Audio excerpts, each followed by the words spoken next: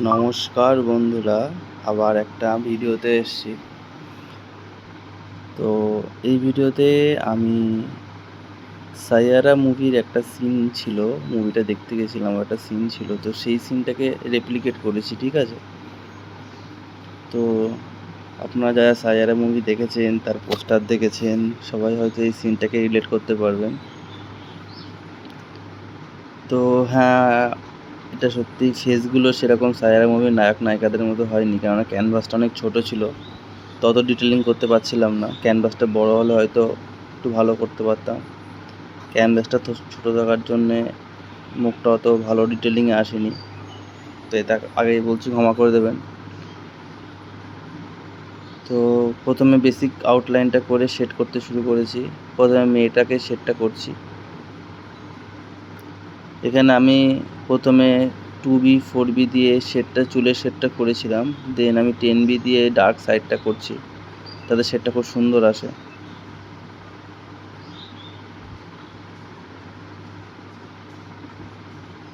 তো সায়ারা মুভির সেই ইয়েটাই করেছি এখানটা।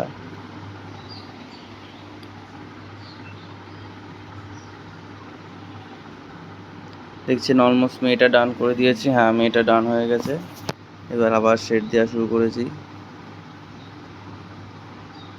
প্রথমে 2B 4B দিয়ে চুলের শেডটা শুরু করেছি আমি, ছেলের চুলের শেডটা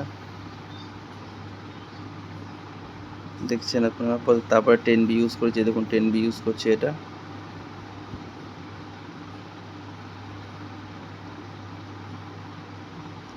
তো আরেকটা কথা বলছি, সায়ারা মুভিতে নিয়ে যা লোকের রিলস দিয়েছিল, যে সায়ারা মুভি দেখে লোকে কেঁদে দিয়েছে, এই করেছে ওই করেছে, আমার তো ভাই কোথাও কোনো কান্নার সিন লাগেনি যেখানে একদম কেঁদে বেঁধে একাকার করে দিয়েছে জিনিসটা। খুব সুন্দর কিউট মুভি একটা, অন্যরকম ইয়ে ছিল মুভিটায়।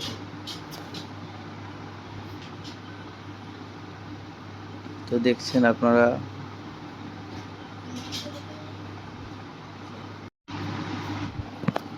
তো ছেলেটার মুখটা শেড দেওয়া ডান হয়ে গেছে। তো ছেলেটার জামাটা গেঞ্জিটা করবো।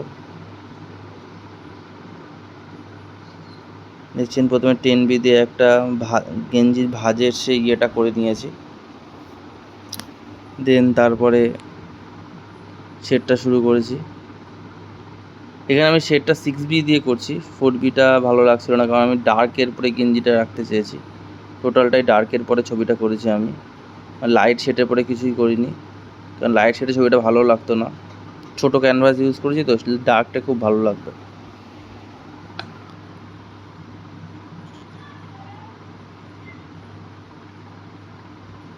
দেখছেন গেঞ্জি শেডটা টোটালি অলমোস্ট ডান করে দিয়েছি।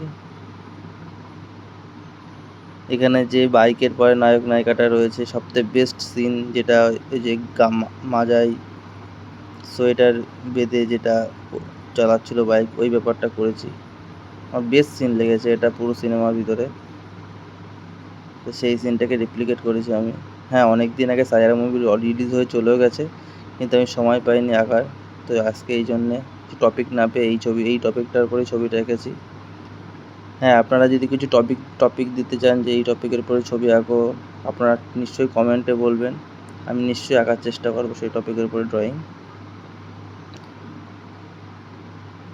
দেখুন ছেলের জামাটা অলরেডি করা হয়ে গেছে, বাইকের যে হ্যান্ডেলটা ধরেছে সেই এটা করেছি ওখানটা, বাইকটা সেট করা শুরু করেছি।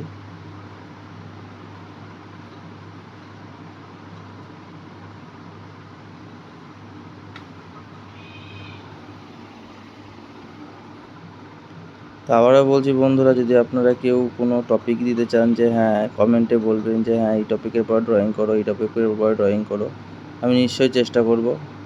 হ্যাঁ, আমি ড্রয়িং করতে অতটা সময় পাই না, কেননা আমি চাকরি করি, তো অতটা সময় থাকে না আমার, তো খুব অল্প সময় পাই আমি ড্রয়িং করার জন্য।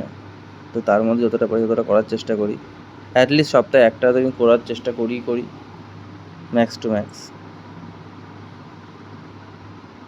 যেমন বাইকটা অলমোস্ট সেট ডান করে দিয়েছি, ট্যাঙ্কিটাই করছি এবার।